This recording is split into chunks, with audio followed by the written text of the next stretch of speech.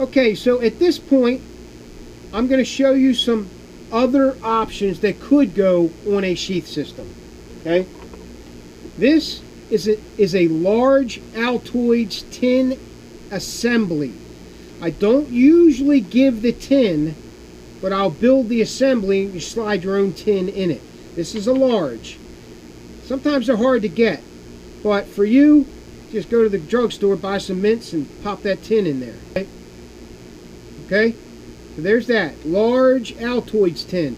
It would go on the back somewhere, usually right about here, if it's a big enough knife. Okay? It's got to be a sheath system like really big, right? In order to fit one of these on it. These are huge. Generally, I put these on here. And I will include the tin in a small Altoids assembly. I'll include the tin, okay? And that would go on the back real easy of just about any knife over 5 or 6 inches, okay? Here's the other tactical light we use. This is the Phoenix E12. It's like 130 lumens, brightest setting. It's got a push button on the back, which is easier to use than one of those holders. You just reach down, push the button, boom, right? And, here, let me turn it on, right? To scroll through it, you just reach down, push the back of the button real lightly, watch, and scroll through the settings, okay? When you're done with it, turn it off. Very convenient, if it'll fit on the sheath. These are reserved for bigger knives, over 6 inches. The blade must be over 6 inches to put one of these on, generally, but we still got to talk about it, okay? Large Ferro rods. I generally do not include these, but if you ask me to, I will get one for you and include it in the sheath system. They're like $20 some for these, okay? They're not cheap. I always recommend a smaller ferro rod on any sheath system.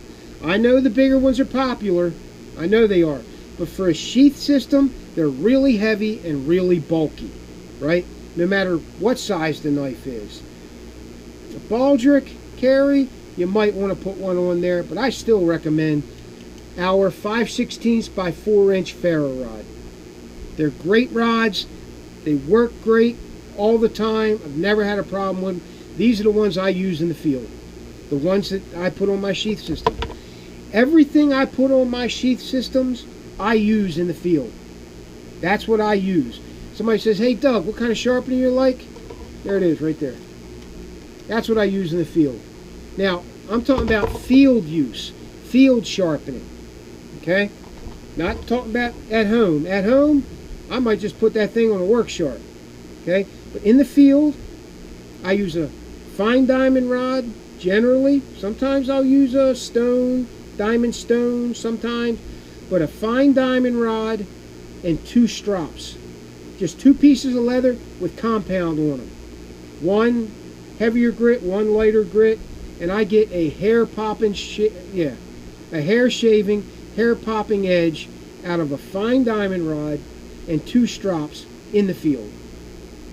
So it can be done. I got a couple of videos on my YouTube channel showing how to do it. Okay. This is a small tech lock. This is reserved for really small sheath systems, right? 3-inch blades, 2-inch blades, that kind of thing. Or if you have a smaller belt, I can put one of these on, okay? Not quite as substantial, but still a pretty strong clip. The only problem is the holes on this and the regular tech lock are not compatible. So you either get this or this. The holes are not compatible. As far as I know, they're not. I've tried it a couple of different ways and I can't get them to work. So, you know, switching them back and forth. But I could probably still give you access to both of those clips on one sheath. You just got to tell me that. Okay? Small tech locks. In the waistband carry. In the waistband, I generally use the ulti clip. Okay, this is an ulti clip right here. I can configure it one of several ways for in the waistband carry. This is my particular knife. This is the SECR 2.5. Really nice little utility blade, right? And I have it in an in the waistband carry. So basically it goes in my pants, right? Pull it this way, right, in my pants, snap it on there, and that's where it sits. Put my shirt over it, you never see it. And that thing is not coming off your shorts. It's not. That thing is locked on there. Okay? Watch. That locks it on. Okay? Ulti clip. That's generally what I use for in the waistband. I have other clips as well. Got these J hooks and whatnot that I can use, right? Plastic. If you don't have padding or whatever, these can take some getting used to when you sit down because it's all metal. Okay? Generally, when I sit down, I just kind of tuck my shirt in there a little bit, right? Just kind of fold it over it, tuck my shirt in before I sit down, and the knife is still concealed. It's just the shirt is in here, right? Protecting me from the metal, right? That's very secure. These are pretty secure, but these can fall off. You got to be careful. I want to add something real quick to the in the waistband carry segment. I can configure these ulti clips any way you want. Okay? I can even configure them for in the pocket, right? So if you want to wear it in your pocket, I can have the knife stick out a little bit, the handle, or it can be completely in your pocket. But if you want it completely in your pocket, I suggest that you just do without a clip and slip the whole sheath into your pocket. Okay? That's the way I would do it. So, in the waistband carry, I got a whole bunch of these different clips in different configurations. These J-hook clips. This one has a cant on it in case you want a different angle or whatever. So if you want an in the waistband carry for a smaller knife, I have several different ways I can do it, including pocket carry. That's it. Live fire. I have a large live fire for big knives over 7 inches. Over a 7-inch blade, I can usually get these on with a tech lock on the back and a tabby dangler, right? Large live fire. Generally, I put these on. There's enough material in here to start 50 fires if you're judicious with it. Okay? Live fire. Good stuff. And it goes in an assembly like this. Okay, this is a live fire assembly right here. This is my personal rig, and you notice what's on it, right? I use the same stuff that I put on my sheath systems for everybody else. Fine diamond rod, right? This is the standalone. Tech lock. Clipper compass. My Ferro rod. This is a collaboration design between myself and Mike Wallace at Wallace Edge Tools. This is the BMF, Basic Multifunction Bushcrafter. Right? CPM 3V. Him and I both designed this knife together. It was designed off my original BMF 2, and now it's something a little bit different. Better knife, I think. Okay? So there's my sheath system. I use the same thing I put on everybody else's sheath system because it works and it works well, so why would I use anything else, right? There's the live fire sport. Just kind of put your finger in here, pop it out, boom, done. Done with it, pop it back in, right? Snaps in there. There it is, okay? What else we got? This is our small diamond rod. These are pretty nice little diamond rods for smaller knives, right? BK16 or a little Essie's, Izula or whatever. I can put one of these on the face or the side or whatever, okay? Not as big, but still fine diamond rod. It's got a flat end, a circular end. You just remember about that hub, guys. When you put it together, that hub's got to be tight, right? Very snug. When you put it back in the sheath, right, make sure that hub is nice and snug so that thing doesn't fall out of there. Okay? So this is the small diamond rod that we use right here. This is it. It's about half the size of the other one, right? For smaller knives. I could put a ceramic on there, ceramic rod. This is a 4.5-inch ceramic rod that we put a handle on, and you know, you just hone your knife with it. Okay? And it'll go in a holder like this, right here. Okay? Trying to see what else we got here. I'll show you another sheath system. Here's one I just built for a client in Turkey. We built like 5 or 6 sheath systems for him. This is one, was a baldric carry. This one's a little bit different shape because of the knife. Okay? This is a BK21 maybe? I don't know. BK something, right? Just a big giant kukri.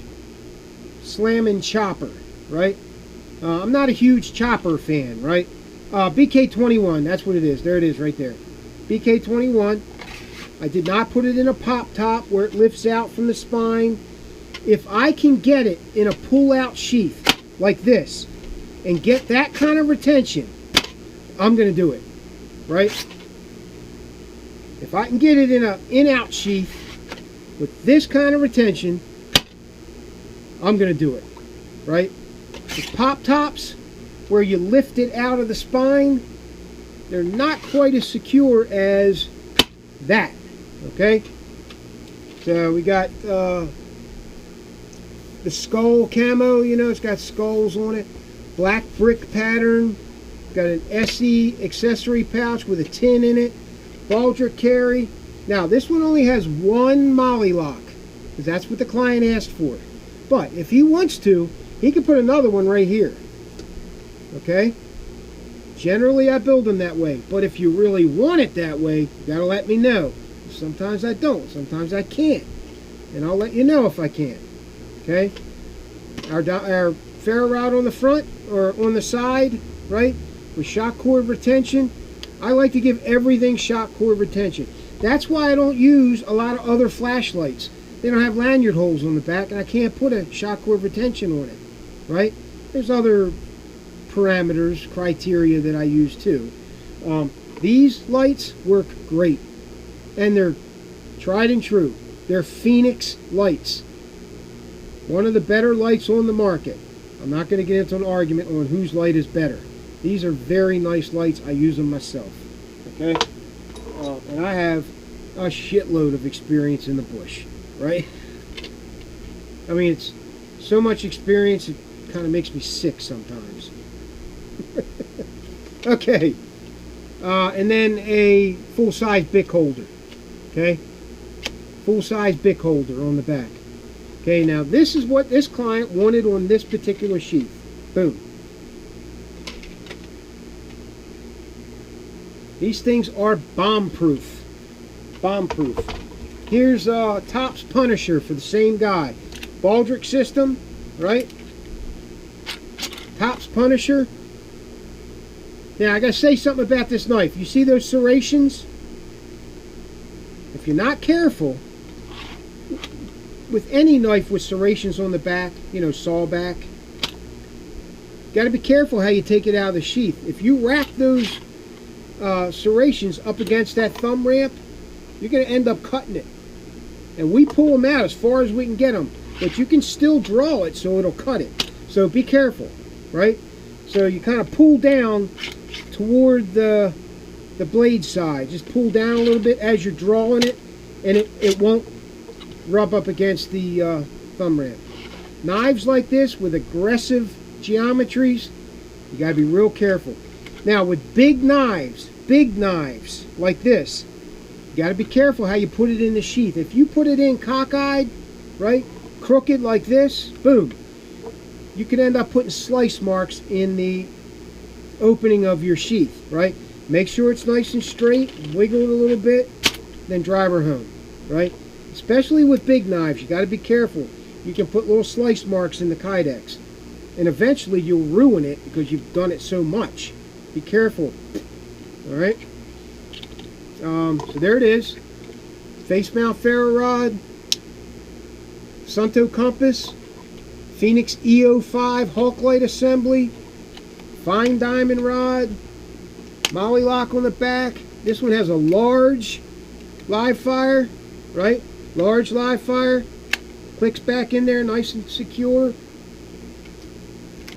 He opted for a baldric sling for this one. Now, just because you ask for baldric carry doesn't mean you get a baldric sling with it. You have to ask for the sling as well. But if you say, hey Doug, I want this sheath system in baldric carry, that's baldric carry. You have to tell me you want a sling if you want a sling. Okay?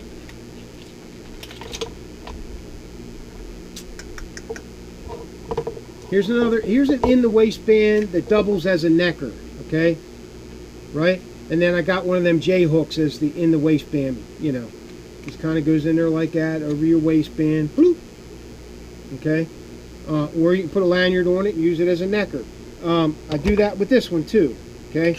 I could do this one all kinds of ways. I even have a tabby dangler for it. Right here. Okay?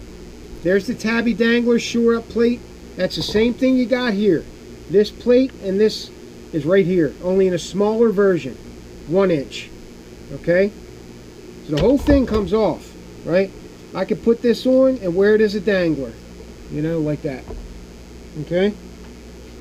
Or I could put a tech lock on it also.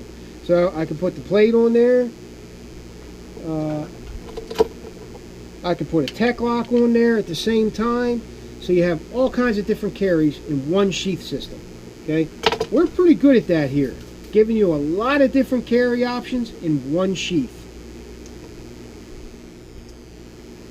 Okay, now generally, if you want one of those Sunto compasses, I put it on one of the shock cords that holds something on that sheath, either the fine diamond rod, right? But I generally like to put them on the shock cord of the ferro rod. They sit better, right?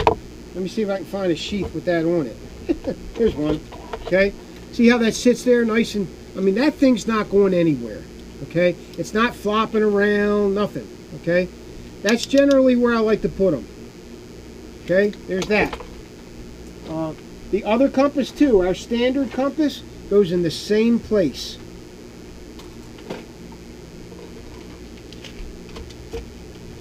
You can also opt for sharpening in the field a DMT fold out diamond stone. You got to tell me what grit you want. Usually they're fine or extra fine. I like the fines. Okay, I like fine grit. Okay, it gets finer as you use it too. Okay, and how this works is I build a separate sheath for this and attach it to the front or the back if it'll fit. Depends on the size of the knife. Okay. DMT diamond hone. I prefer, myself, I prefer the fine diamond rods because I like to take the sharpener to the steel, not the steel to the sharpener, right? There's the knife to the sharpener, right? I like to take the steel to the knife, okay? Just more control that way for me. Just my opinion, but I get some pretty awesome edges out there. If you want me to build a holder for your Swedish fire steel, the 3/8 model, 3/8 by 3 inch, I can do it, but I don't include the ferro rod. I just build the holder for it. If you ask for a ferro rod and holder, this is what you're going to get. If you just ask for a holder, you got to say, hey, I want one for my Light My Fire edition or my Army model or whatever, right? And I'll build just the holder for you. You can slip your own rod into it. Honestly, between this and my rod, right, my ferro rod, I prefer this one. Just me. It's a little longer, easier to control. And then when I put it on a flip out system. It's called our flip out ferro rod. I'll put it on a necker. And basically what happens is, I should have one here, but I don't. I don't think I do. Nah, I don't think I do. Anyway, I attach the ferro rod right here, right? And it flips out like this, right? Flips out. It's nice and secure, very strong. And you use the handle, I use the sheath as the handle to strike it. Okay? So you either use the spine of your knife, or I'll give you a one that works. This is a striker that works well. It's got a burr on one end of it, okay? The burr is on the shorter end of it, right here. The burr is right here, okay? Right on the shorter end, okay? You strike it with that burr. These things are phenomenal. Love them. Lightweight, don't cost nothing. I'll just give you one, okay? So it kind of flips out. Then when you're done with it, you flip it back, and it stays there. I got a rubber bushing. There's another one here that keeps it there, but it's under tension, so it's kind of hard to even get out, right? It really works well. It's called the flip out ferro rod system for our neckers, okay? Here's another necker. This is a basic necker for CRKT minimalist, right? With a breakaway lanyard, okay? Quite a fair amount of pressure to break it open, but nobody's going to strangle you with this. They grab your lanyard to try to strangle you, it's going to pop apart. But remember, if they do that, they probably got your knife too. Okay? But I have them. Breakaway lanyards. They're very popular. Okay? Here's another one. Another way we do it. Okay? Where we put two of them on there, and it breaks away like that. Okay? But if somebody pulls on it, you're going to lose your knife. This way, you got a better chance of getting to your knife than they do, because they're going to be behind you most of the time. Depends on the scenario, but then you just pop them back and put it back on your neck. Okay? I think that's it. Got these tins. This was Chris Tanner's idea from Prepared Mind 101. We've built, I don't know, 10 sheath systems for Chris over the years. He really likes our sheath systems, and I can't think of a better guy to promote us, you know. Mike Stewart from Bark River, we've done work for them. These are basically they're large live fire tins without the material inside, right? So if you want a small fishing kit or something, I can make a holder for these too. Okay, and I have these. I'll include it with it. Okay, that's like I said, Chris Tanner. I don't know, like a year and a half ago, said, "Hey, why don't you do this, man?" Blah blah blah. So I've been doing it ever since. And then other guys copy and they use it too. And so, all right. I think that's it. I mean, that's a lot of sheath systems, right? Here's another one. Got a Bic holder on it, right? Here's our logo plate that goes on top of the ferro rod holder. Okay. This is another one. This one's for a cold steel. Gurkha Kukri Plus, right? Gurkha Kukri Plus. Got a bunch of frog lube on it. Okay. And like I said, if I can get an in-out sheath rather than a pop top where you lift it out from the spine, I like these better because they're more secure. You will not lose this kukri out of this sheath. You could lose one in a pop top. It's feasible. Okay? But no matter how I build it, it's going to be secure. Right? Like I said, we've been at this for almost 20 years. Right? Got a lot of experience. I was in special ops. I served on a Special Forces A team for quite a while.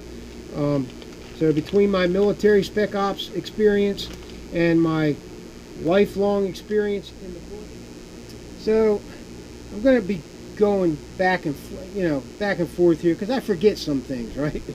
Like when I was doing the lights, I should have done this, but hindsight 2020, right? This is our standard Hawk light assembly, okay, where I build it into the sheath and it's got a push button, okay? This is a great light, right?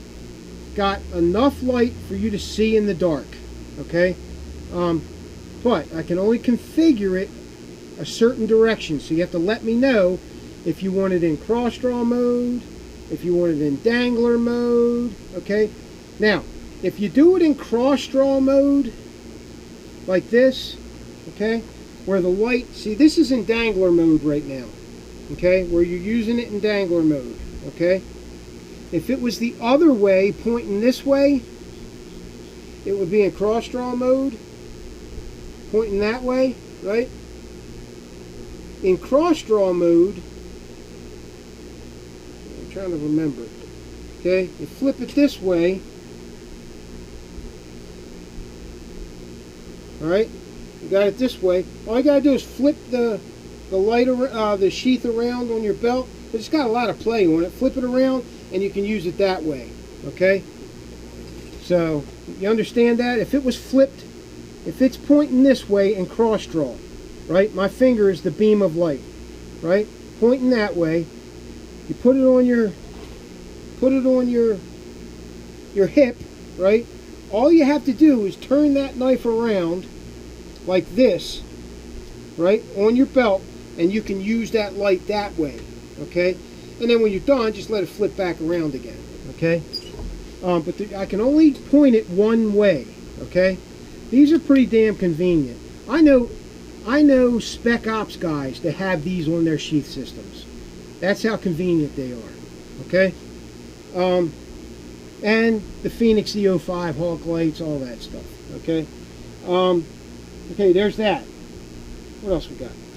Okay, this is our rotating system, okay? This is Blade Tech. It's called a roto lock, okay? It goes underneath of a tech lock, okay? It goes under the tech lock. The tech lock goes mounted here, right? You press this button and this rotates, right? You got the tech lock in your hand, right? It rotates one of 5 or 6 different positions. So this knife can do click, click, click, click, click, click, click, click, click, click, click, click, click, click, right? Any way you want to do it, okay? Very convenient. They are pricey, right? I don't have no prices in this video. You got to ask me. But I'll say these are over $30, I think, like 40, 45. And then I got to build it into the sheath, so. But very convenient. Very convenient. This is the strongest rotating system on the market. I don't care who builds it. This is the strongest. Because I've tried building them myself, right? And I gave it the old college try, and it worked well. Didn't work as well as this. Okay? I don't know anyone that builds one better than this. So if you're used to the best equipment, the highest quality stuff, the Rotolock, if you want to go that route. Okay? I think that's it. I don't think I have anything else to show you. If I do, I don't remember it. Alright guys, I'm going to end it here. Okay? There's that Hawk light again. Boom. Right? Plenty of light on these things. You don't need 85, 1,000, 100, 120, 1,000 lumens. You don't need that much light out there. When it's dark, 8 lumens will do it. And I think these are like 14 or something. So, alright. That's it. That's it. Alright guys, this video's done. I hope that I've answered some of your questions. This isn't all we can do. Every sheath is custom built. So we'll work with you. If you want something special, I wouldn't count on it working out. Most of the time when a client says to me, hey, can you put this flashlight on a sheath for me? It ends up being no, okay? Because the light just doesn't work right for these systems, right? That's why I have my own options, right? These are, and if you don't want a Phoenix E12 and you absolutely got to have your light on it, I'll do it, but I'll probably end up saying I told you so. All right? But if I say, yeah, I think I can do it, send it on out. We'll do it, okay? We do not use Lansky tactical sharpeners. The Lansky tactical sharpeners, these, I generally do not use these. They're heavy and they're bulky, right? There's just too much metal on this damn thing, right? Too much metal on it, okay? It's a fine diamond rod just like mine. These are a little finer like my standalone ones, right? This grit is the same as this grit on the standalone rod, okay? But these are too heavy, right? Honestly, I think I weighed these one time, right? This thing weighs almost 4 times what this does. At least 3, okay? And it's a lot bigger, lot bigger package. So I generally try to steer people away. It does have the carbide jaws, but you shouldn't be using them on your knife anyway. It'll reprofile your edge. But if that's what you want, sometimes you have to reprofile your edge, and this would work. But only in 1% of circumstances would you need something like this, right? You're not going to damage your blade that bad, right? So, but if you really want one on your sheath system, I'll put it on there, if the knife is big enough, okay? I just hold one for people to see, okay? All right, guys, this is Doug Wilson for Yellow Hawk Customs Outdoors. Thanks for watching. I hope I answered a bunch of your questions, or, you know, like squash some myths, right? Be careful out there, guys. There are a lot of sheath makers out there, and some of them are a lot better than others. And it's very difficult to know who is good and who is not from pictures. I've seen, you know, guys show sheath systems in pictures, and then I'll have one roll through the shop, right? Made by that person or whatever, a company or whatever, and it's not what they say it is, okay? Be careful, that's all I'm saying. I'm not trying to bash anybody. I'm trying to protect the consumer, because there's a lot of guys out there that will sell you something and you just don't know what it is until you get it. You've already spent your money, okay? Generally, a lot of guys out there are pretty good at this, right? Go with the guys with the most experience. 10 years or more. That's what you're looking for. We have almost 20 years of experience doing this, right? There's a couple of other guys that got like 10, 15, right? But, all right, guys. Doug Wilson from Yellow Hawk Customs Outdoors. Thanks for watching. I hope you enjoyed the video. Thank you.